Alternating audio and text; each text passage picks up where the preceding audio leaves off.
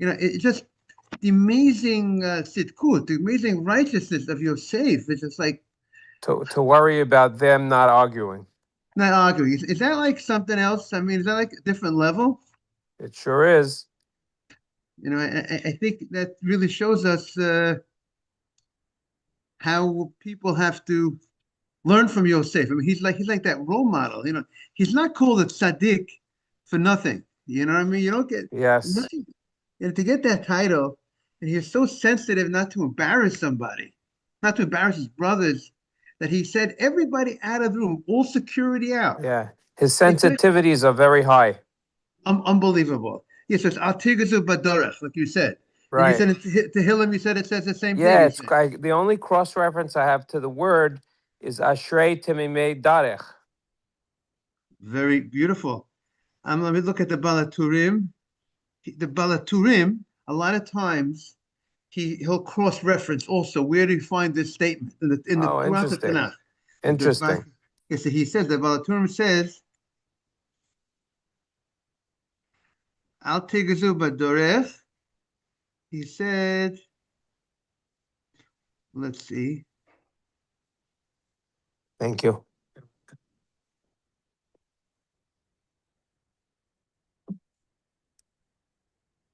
Ashrei Timimei Darech HaHolchim B'Torat Hashem. Oh, beautiful. Yeah, so he does. I thought he was going to cross-reference something over here. Rather, he says,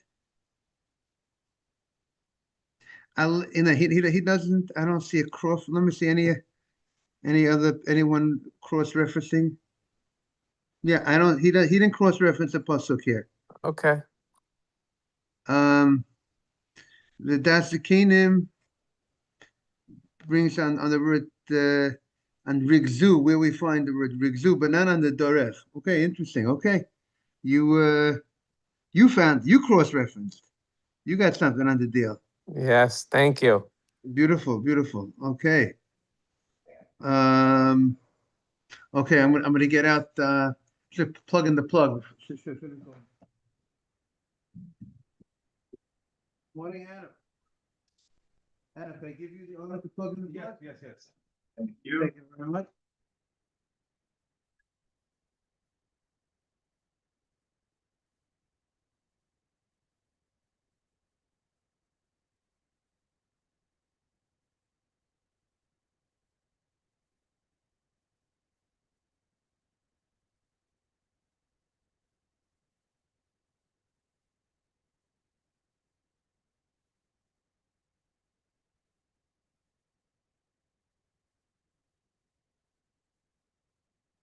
Jaime, I thought that was also very interesting that he was afraid to point fingers at each other, and he said that a person will say to his one brother might say to the other brother, "You spoke bad about him, you caused the hatred," which I thought was very interesting to note how the negative speech and hatred and sinat chinam go hand in hand.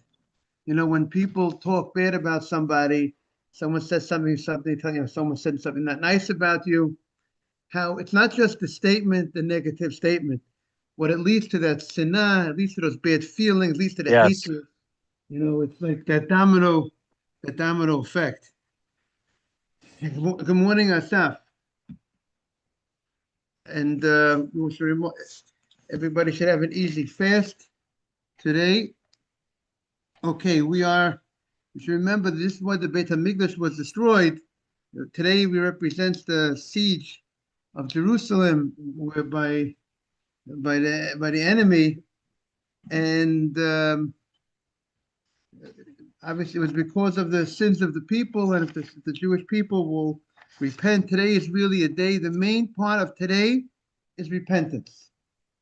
Of course, there is the main part is that, like it says by the people of Nineveh, it says Hashem saw their actions. It doesn't say he saw their fasting. Of course, they fasted, but the point of the fast is to repent, is to improve. That's the point of the fast. Okay, we are on 38a, And we got into yesterday the question that if someone forgot and he left a pot on the stove, on the fire before Shabbat, and it cooked on the Shabbat, and it was a type of, he left it in a fashion that he was not allowed to.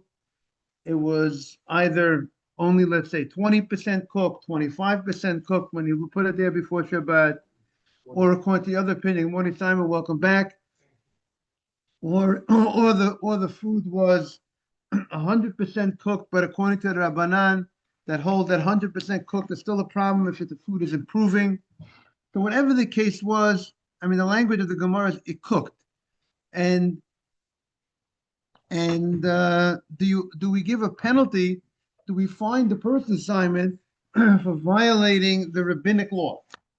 Right? He violated the rabbinic law by leaving food on the fire before Shabbat in a way that he was not allowed to, and can he eat that food? So the Gemara shot back. The Gemara said, the rabbi said, we found that when it comes to cooking on Shabbat, if a person cooked on Shabbat unintentionally, this rabbi gave the opinion that says you're allowed to go ahead and use the food on the Shabbat, even though we saw in Shulchan Aruch that the Shulchan Aruch goes with the other opinion that says you can't use the food on Shabbat that was cooked unintentionally. And the Machaber goes with that opinion, and over there's a distinction between cooking on Shabbat unintentionally or cooking on Shabbat intentionally. There's no question. Intentionally, for sure, you can't use it on the Shabbat, but unintentionally, it said that you could use it on the Shabbat. That opinion, or Meir's opinion, but here the Gemara says there's no difference. Here, lo shna. Here, whether it's intentional or not intentional, there's no difference. And then the Gemara had a question, two different opinions. What does it mean, lo shna? It's no difference that unintentional or intentional, you'll be able to eat it on the Shabbat, this type of food that was placed before the Shabbat, or that was forgotten before Shabbat, that you would be able to eat it, or is it that you will not be able to eat it? So that was the Gemara's morning, Eddie. That was the Gemara's question.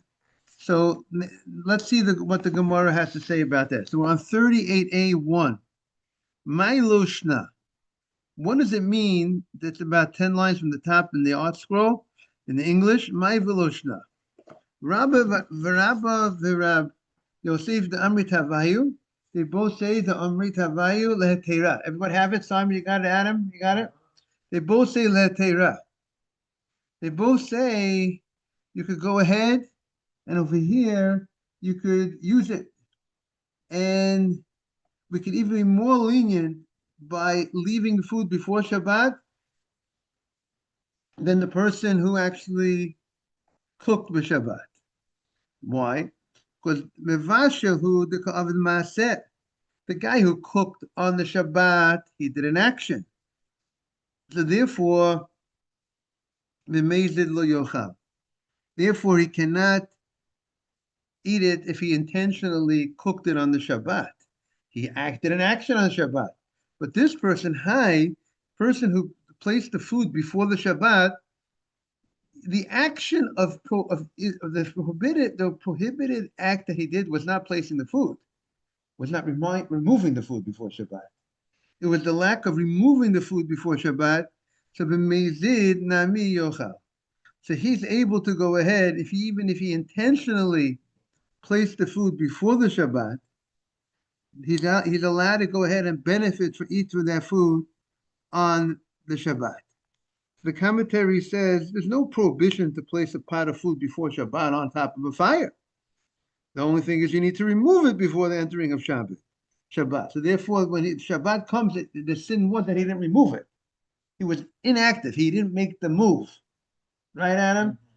People have to make moves in life, the right move, right? That's we're gonna get this shirt one day. Got to make the move, and on the back it says the right move, right, Simon? That's what we're gonna get. We're gonna get made up one day. This guy did not do the action. Everyone here is coming to learn Torah, both on the screen and in person, is making the right move. You made the move, right? Especially the schad, the reward for such a windy day. Okay. Rav Nachman bar Yitzchak Omar, Rav Nachman bar Yitzchak has a different approach. He actually says this case will be more strict, li'isura. This case will be more strict. Why will be more strict? By the guy who forgot the food before the Shabbat. He placed it on the fire. Let's say it was 20% cooked and he forgot it before Shabbat. We're going to be more strict. Why? Because mevasher hudulo larume, a person who unintentionally cooked on the Shabbat, and we allow you to eat the food that you unintentionally cooked on Shabbat because you know what? It was unintentional, right? We're on 38A, first column, middle of the first column. It was unintentional, so we'll allow you to eat it. Now, what are you going to tell me? Are we afraid that you're going to go ahead and intentionally cook food on Shabbat to say, you know why? You want to eat the food on Shabbat, so you know what you're going to do? You're going to go ahead and intentionally cook it on Shabbat in order to, and you'll say, I unintentionally cooked the food. We don't suspect Jewish people to intentionally cook food on Shabbat in order to, they want to benefit from the food, so they'll say, I was a mistake, I forgot it was Shabbat. Cooking food on Shabbat is a very serious offer. It's a capital punishment. So we're not afraid. A person's not going to go ahead and intentionally cook on Shabbat just for the purpose of using the food on Shabbat, and I'll say I did it unintentionally. However, when the Lo'ati Larume is not going to come to trick of a shogeg, of a high, but this guy, the person who placed the food before Shabbat on the fire, which is a rabbinic issue. People they write themselves more leniencies on rabbinic issues, and they'll come. You know what they're going to do? They're going to intentionally leave it there before Shabbat, and they'll say, "I forgot it." They'll put the food on before Shabbat with the intention to leave it there, and they'll make a trick. They'll say, "I forgot it," and therefore if you're gonna allow him to eat it when he leaves it there before Shabbat unintentionally, then we're afraid he's going to intentionally place it there and then come and say, I did it unintentionally. Therefore, we say you cannot eat it if he did it b'shogeg, unintentionally. Now, if the person intentionally would have left the food before Shabbat, we spoke about yesterday, remember, after Shabbat, let's say, he could use the food after Shabbat. I mean, there's a question whether he could use it or other people could use it. Let's say other people could use it after Shabbat, but they have to wait until the amount of time it took for that food to cook. Let's say the food took an hour to cook. In order that, let's say, if Reuven, a Jew, intentionally cooked the food on Shabbat, if I'm going to use that food after Shabbat, I have to wait the amount of time that it took to cook. So I should benefit from that act that he cooked on Shabbat. It took an hour to cook, and then right after Shabbat, I eat from it if I'm benefiting from that hour that was done on Shabbat. But if I wait that hour that it took to cook, then I'm not benefiting from that. You got that clear? That's called b'dei sheyasu.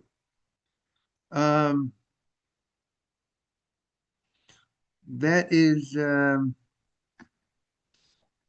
that is what they're quoting here from the Rambam, Hilchos Shabbat. Okay. Now, that might need further looking into, but that's the quote over here. Now, Meitive, I'll have the Gemara is now going to question Rabbah and Rabbi Yosef. Shachach kedera al gabe kira. If a person forgot a pot on top of a stove, and the stove the fire was on, you did not cover the stove, you did not, cover it with a sheet of metal, you didn't cover the ashes, remove the coals, you forgot a pot on the stove, Ubishla b'Shabbat, and it cooked on Shabbat, which sounds like our case that we wanted to know. A guy placed food on before Shabbat in a way that he was not supposed to, and he left it there. So b'shogeg, it says yochal. If it was done unintentionally, you could eat the food, which is the same opinion of Rav Meir that we had before in the Gemara that made a distinction between.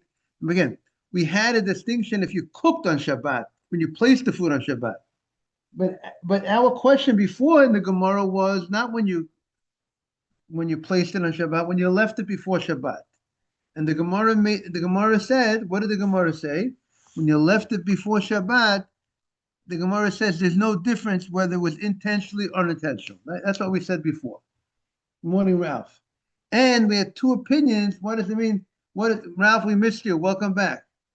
We had two opinions, and if you left food before Shabbat, whether if you forgot it, will we say you could eat it even if you intentionally left it before Shabbat, or we said the other because you just were inactive, and therefore you'd be able to eat from it on Shabbat, or even if you forgot it. Welcome back, Ralph. Good to see you on the screen. Nice to meet you. It just took me 20 minutes to get on. You have to talk to Adam Yochanan. He is our tech support. If you ever have trouble, you have to call the tech support, the IT. Ralph, don't be afraid to call IT. All right, he doesn't mind. He's a nice guy, Ralph. You're dealing with nice people here, Ralph. You know what I'm saying? You know what? I was away and my phone got all messed up, so I got it back on. Okay, so maybe you should try it out during the day when we don't have the class, so you won't have that pressure during the class time. That's just a suggestion. And then the IT I can't talk for his schedule, but you can always. He says 24/7 except maybe 24/6. 24/6. All right, Ralph. You got a good smile on Ralph on that one. So again, Rabotai, what did we say? If someone goes in and on Shabbat morning, he boils up hot water, he puts a tea kettle on a fire on Shabbat morning. So we said there's a distinction. Good morning, Josh, whether he did it intentionally or unintentionally. That's how Gemara said. Unintentionally, he could benefit from it. Intentionally, he can't benefit from it. Other opinions, the Shulchan Aruch goes not that way. Even unintentionally, you can't benefit from on Shabbat. Right? We had two opinions. We had a distinction between our Gemara, at least brought a distinction between unintentional and intentional. And then our question was, when you did not cook on Shabbat, you did the action before Shabbat. You put the food on the fire before Shabbat, but you did it in a way that was not acceptable. You weren't supposed to leave the food in that state on. You were inactive. You didn't remove it before the Shabbat. We had the Gemara rabbi said, there's no difference between intentional and unintentional. And the Gemara had two opinions. What does it mean no difference? No difference means in both cases it would be permitted or on Shabbat to use it, or in both cases it would be what? Forbidden. That was our Gemara's question. Now the Gemara is going to question the opinion of Rabbi Yosef that said it is permitted, both intentional and unintentional. But here's the case. Shachach, we found the case. The actual seems like we found a match. Shachach hedera agabe kira. He forgot a pot on top of the stove. Ubishla, and it cooked b'Shabbat. So first now he says b'shogeg. If you forgot it, it was b'shogeg yochal. You could eat the food. You could eat the food if it was b'shogeg, if it was unintentional. And then the Gemara says, but if it was b'mezid, but if you intentionally went ahead and placed the food before Shabbat on that stove, lo yochal, you cannot go ahead and eat from that food. So far, it sounds like it's the same law that we have by cooking on Shabbat, that there's a distinction between intentional and unintentional. The same law over here regarding leaving food before Shabbat, there's a distinction between intentional and unintentional. Then the Gemara continues. When do we say that if you did it intentionally, you can't eat from it? Let's say hot water that was not fully cooked, before Shabbat, or tafshil shelo bisha kol sarko, or you had a food that wasn't fully cooked before Shabbat, and if that was the case, then because there's added cooking because it wasn't fully properly cooked before Shabbat, so the rabbis forbade you to benefit from the extra cooking that was done intentionally on the Shabbat, that you placed before Shabbat of a chamin shehuchmu kol sarka. But if you have hot water that was fully cooked, right? The water was fully cooked before Shabbat. Before Shabbat, you made sure it was boiling. And tafshil shebisha kol sarka. And you had a food that was fully cooked before Shabbat. And bein b'shogeg, bein b'mezid, and whether you did it intentionally or unintentionally, which means what's the issue? If it's fully cooked, it seems like the issue is back, even though it's fully cooked. So what's the problem? The problem is, let's say it's a case where it's enhancing, right? This opinion seems to be saying, because until now we've always learned, if the food is fully cooked and it's deteriorating, you can leave it on the fire, technically before Shabbat. You never would be able to put it back because it's an open fire. But if it's fully cooked and it's deteriorating, you're not going to raise the flame. But let's say it's improving, or the food could be improving. Maybe now the question is why is, but he's also saying about the hot water. We have to see what's the issue with the hot water. If the hot water is fully cooked, it should be deteriorating, it should be evaporating. But this opinion says there's no difference between, maybe he doesn't want to make a distinction between hot water, liquid, and solid. Maybe you also have to just equate them, because if you're going to go ahead and say that liquid is better than solid, that you're allowed to put liquid, you could benefit from it, that people will benefit from even non-liquid, which is improving itself. We have to see, but he said, "Bein b'shogeg, bein b'mezid yochal." In both cases, you could go ahead and use the food if the food was fully cooked before Shabbat, whether it was a liquid or a solid that was fully cooked before Shabbat, and you left it there on that flame before Shabbat. And I'm suggesting I see the problem of leaving it fully cooked food, a cholent, on a fire before Shabbat, because even if it's fully cooked, it's still getting better, and you might come to stoke it because it might be getting better. But this rabbi seems to be saying there's still even a problem on the liquid, leaving it there before Shabbat, even though it's fully cooked.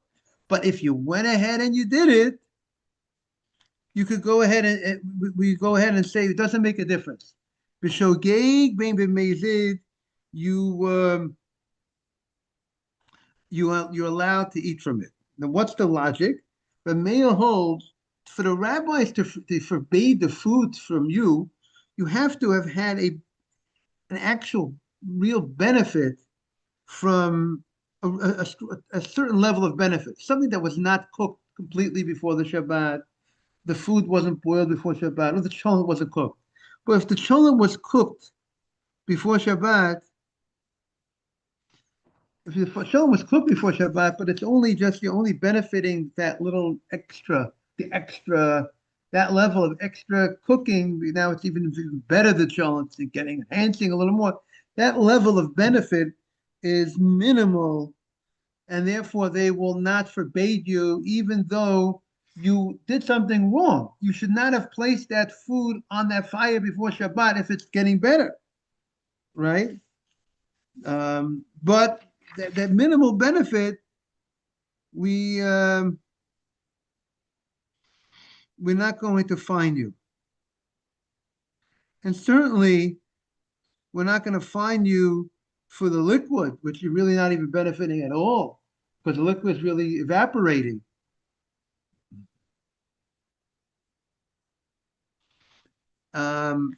Now, however, Rabbi Yehuda says, listen, what's the issue with the hot water?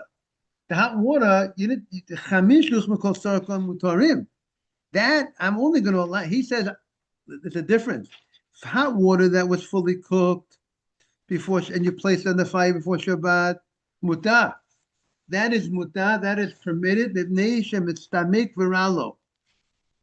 because it is going down. It is deteriorating because the longer it's being cooked, it is evaporating, and therefore we can allow you to benefit from that water that you had was fully cooked before Shabbat and you placed it on the fire. Which the only question to me is it should be not only should be permitted after the fact, you should be able to do it even lechatchila because it's deteriorating. Unless this opinion holds that you should not leave food on an open fire at all, even if it's deteriorating. And however, tafshil, but a cooked food, shebishal kosarko, that was fully cooked before Shabbat, asur mipnei mistamik v'yafalo, because it is benefiting. It's getting enhanced, and since it's getting enhanced, it is it's forbidden. The rabbis, that benefit the rabbis hold is enough of a benefit for us to fine you. Meaning you intentionally, right? What did the guy do? He intentionally violated the rabbinic law, and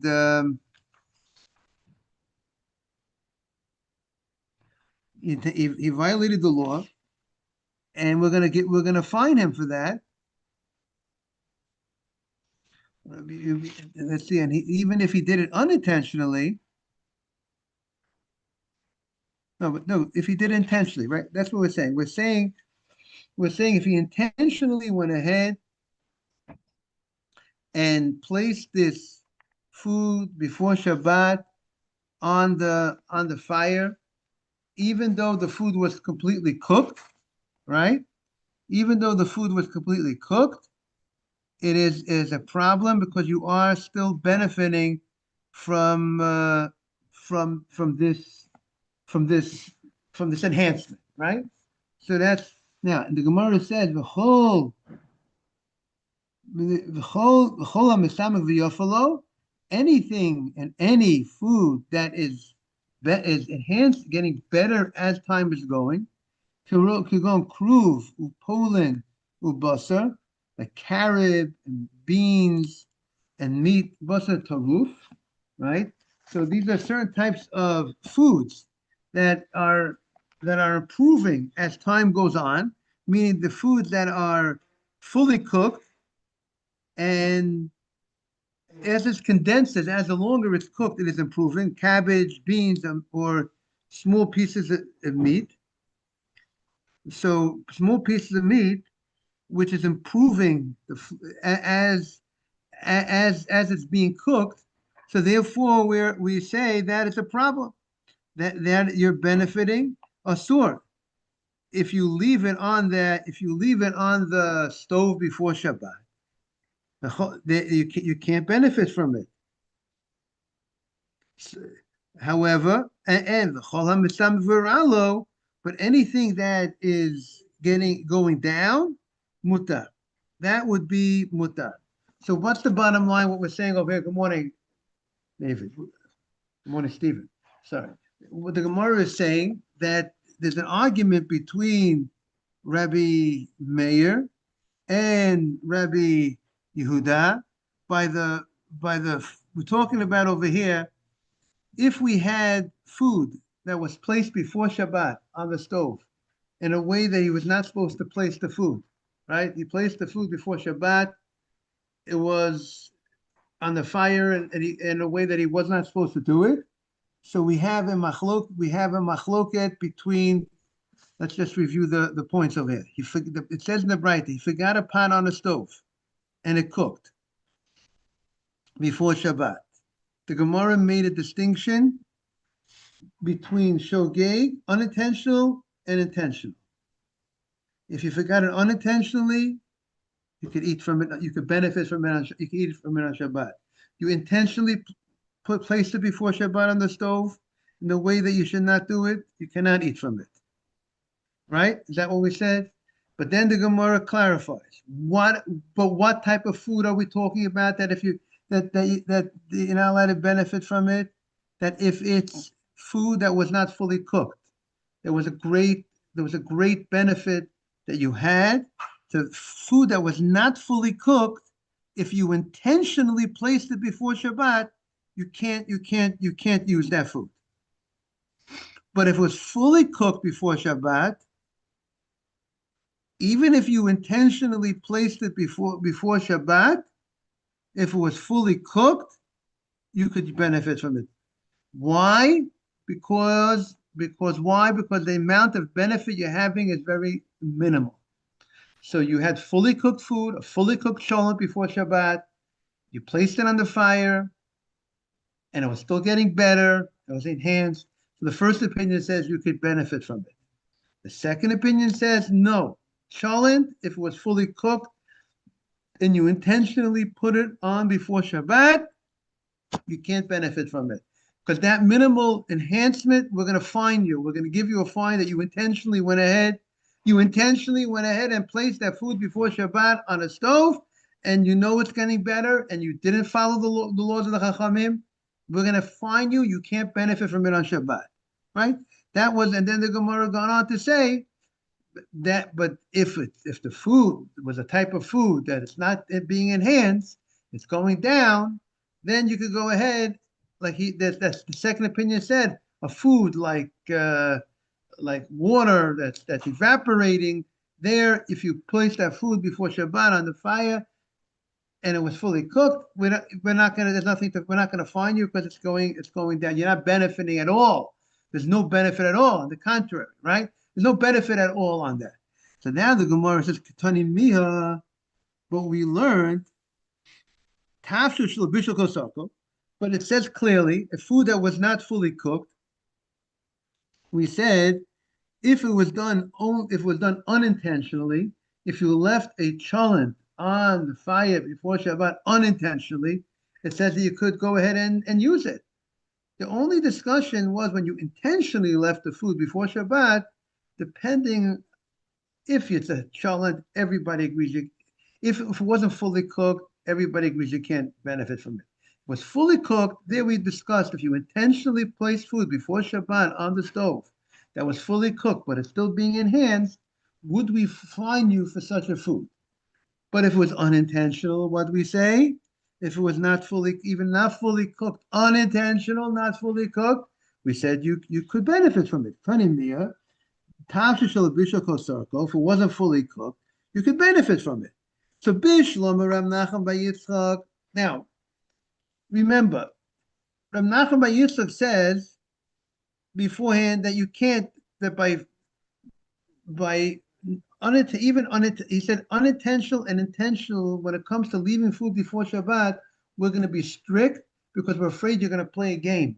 If you're going to allow unintentional, if you forgot before Shabbat the food on the fire, if you're going to allow him to eat from it, we're afraid he's going to go ahead and intentionally leave it there and said, I did it unintentionally. I placed it unintentionally, right? So therefore, Bishlam Rav Nachman bar Yitzchak Lokasha.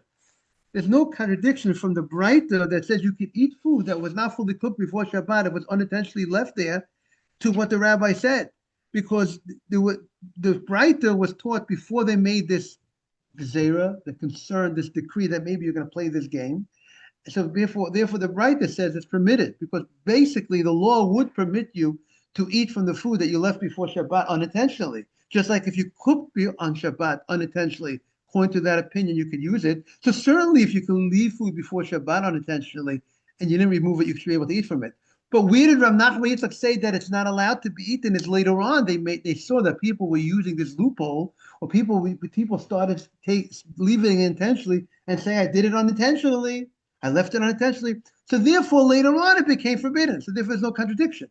The Breita says it's permitted, and later on Rav Nachman bar Yitzchak said they said they had to make a decree. One was before the decree, one was after the decree. Ella Rabbi Yosef the Amri. Rabbi Yosef would say, they say it was always forbidden. They say we always Rabbi Yosef the Amri. They who say that it's permitted, right? Rabbi Yosef says that if you leave food unintentional, even intentionally before Shabbat, they say if you leave food intentionally before Shabbat on the fire, it's forbidden, right? And not only do they say intentionally it's forbidden, right? They say both intentionally and not intentionally it is permitted, right? Again, Rabbi Yosef said what? It's permitted. What was the reason? Because you didn't do an action. You were inactive. So you could say ikodim gzeira. So if that's true, so if you're going to say Rav Chia said it's permitted before the gzeira, before they made this concern, but kashem is it because he allowed the if you did it intentionally, he said you could go ahead and leave, and if you intentionally left food before Shabbat, he said you could eat it. But the Breita says it's forbidden. The Breita says that if you intentionally left food, right? The Breita says if you intentionally left food, what did the Breita say? The Breita says it's forbidden. If you left the cholent intentionally on the fire before Shabbat, it says it's forbidden. He says both shogeg and both mezid, it's permitted, right? So and if you're going to say if you say Rav Chia's law is after the gezerah, if Rav Chia's law is that it's permitted, that he says that it's permitted even after the gezerah, even after the kashanam shogeg, even shogeg, because he permits eating the food. He said you could eat if he's talking after the gezerah. He permits you to eat the food after the gezerah, and after the gezerah, we know for sure the eating of the food is forbidden. You know, tomorrow we'll have to go over this last point, but the Gemara is now challenging the opinion of Rabbi Yosef. So again, we understand Rav Nachman Yitzchak is very good because when he said Rav Nachman Yitzchak says that it is forbidden, right? Rav Nachman Yitzchak says that it's forbidden, and that can be after the gezerah. But we have to see more tomorrow about Rabbi Yosef. Okay, we'll see tomorrow more. We have a technical point we have to look into. Have a great day, everybody. It's a lot of going back and forth, everybody. I was there about 2 weeks ago. I left volume 3 on your desk, but I couldn't find volume 4. I'll see if I can get it at the shul over here. Okay, we mean you need volume 4. It's the art scroll. It's volume 4. Right, I couldn't find it in the behind you where you have all the books. Couldn't find it. But I'll see if I can find one at the shul over here. Okay, very good, Rav. Have a great day. Thank you. Easy fast. Thanks. 5 o'clock, I think, right? 5 o'clock? I think that's what they wrote on the calendar here. Yeah. You got to see what time it is in your area, because sometimes it might be a little later by a few minutes. You got to check it out. I'll ask the rabbi today. Yes, the rabbi. You got it. Bye-bye. Take care. Bye-bye.